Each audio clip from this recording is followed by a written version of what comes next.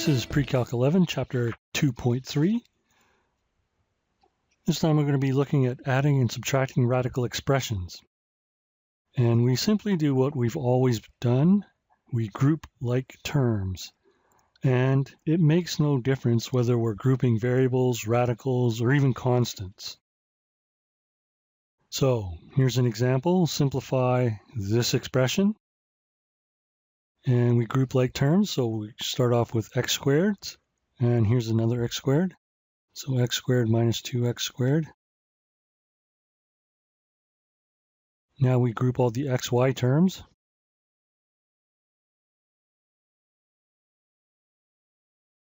And next we do the y squared terms. And you can either factor out the negative sign or put the plus here and put the negative sign inside. Either way is acceptable.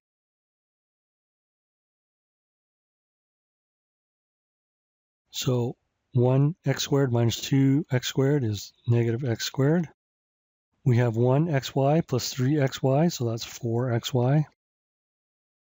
And we have negative 4y squared and negative 5y squared, so that's minus 9y squared. So that should be review for you.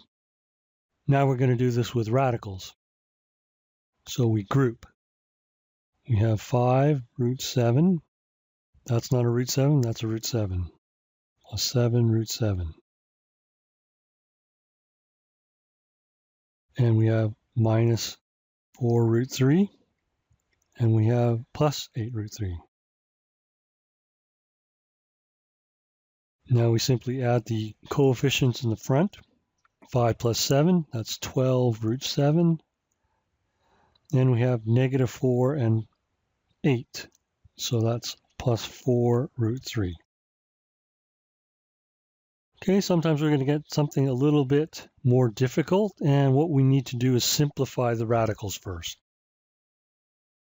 So this is 25 times 2. And we simplify by finding perfect squares. This is already simplified, so we leave that alone. And this is 9 times 3. And this one's a little bit more difficult, but it's 81 times 3. So this is square root 5 squared times 2 minus 2 root 2 plus 3 squared times 3. And this is 9 squared times 3. You can skip this step if you like and just go straight into the next step. But if you're not familiar with it, do all the steps so you don't miss anything. Now that it's simplified, we can group our like terms. 5 minus 2, that's 3 root 2. And we have 3 minus 9, so that's minus 6 root 3. Now, if there's variables, don't panic. Variables are actually easy to simplify without a calculator. Since the index is 3, we're looking for cubes. There's nothing we can do with 4 because that's 2 squared. This is a squared cubed. Remember, for a power of the power, we multiply the exponents. Here we have b cubed, and we have 1b left over. And we have c cubed, and we have c squared left over. So we now just pull out the cubes. So we have a squared, b, and c. And we're left with the cube root of 4, b, and c squared. And again, the harder problems require us to simplify the radicals first.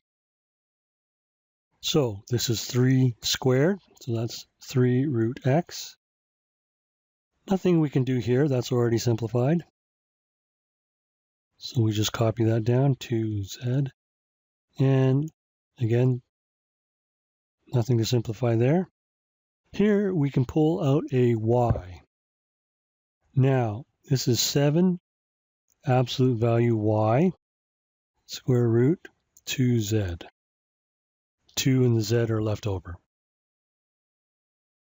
So here we can combine these two. This is just 3 plus 2, so that's 5 root x.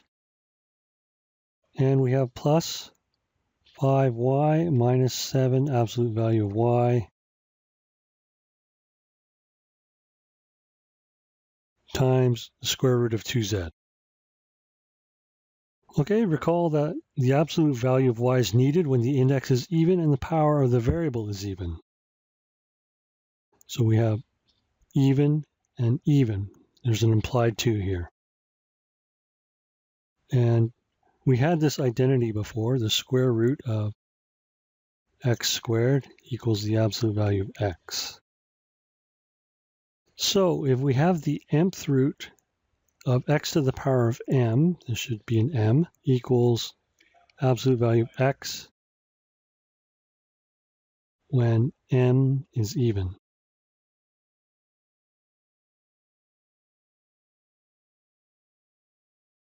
Okay, so suppose we have a problem where we want to evaluate negative 8 to the power of 4 over 3.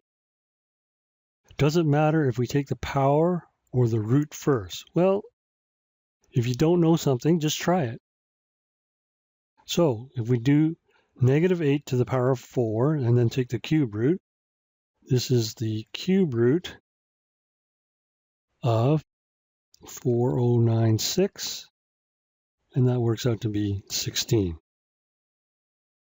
If we do the cube root of negative 8 and then take it to the power of 4, we have negative 2 to the power of 4, and that's 16. Okay, so it doesn't matter here.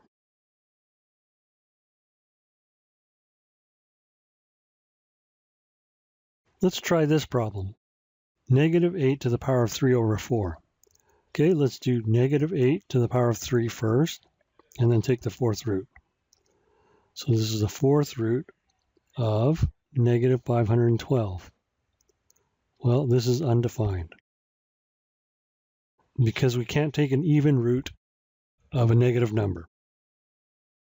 The other way of looking at it is the domain of even roots is greater than or equal to 0. Okay, let's do the problem the other way. Let's take the fourth root of negative 8. Well, that's already undefined. So we can't proceed on the first step. Okay, so again, it doesn't matter. Usually we are told to reduce a fraction. Now, should we do this when they are the exponents? Well, again, let's try this. Negative 8 squared first, and then do the sixth root. We get 64 sixth root. And this equals 2. If we do minus 8 sixth root first, and then squared, we get undefined. So this is not good. We have two different answers. Now, what if we do negative 8 to the power of 1/3? Well, that's just the cube root of negative 8, and that's negative 2. So this is the way you want to do it. Reduce the fractions that are exponents first before evaluating. And that completes this lesson.